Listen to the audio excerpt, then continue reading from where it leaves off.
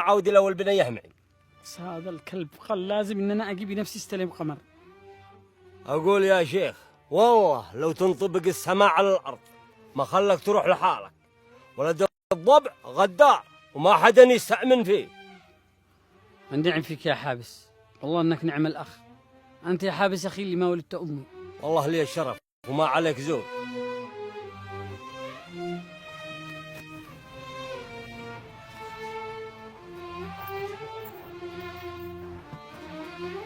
انزل يا شيخ شاهين.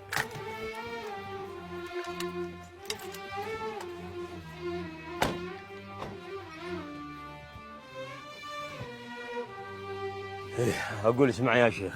يا حابس انت بتمر من هنا للمكان اللي قال لك عليه ولد الضبع.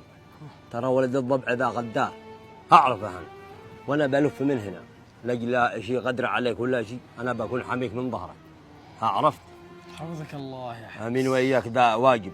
وان شاء الله باذن الله ان احنا نعاود بالبنيه، وان شاء الله بولد الضبع حي ولا ميت. ان شاء الله. ايه لاجل يعتلي مقامك عند القبائل. ان شاء الله باذن الله تعالى. خدمه ولا شيء لك يا شهيد. حفظك الله يا حابس. امين واياك. انت فعلا اخ وسند.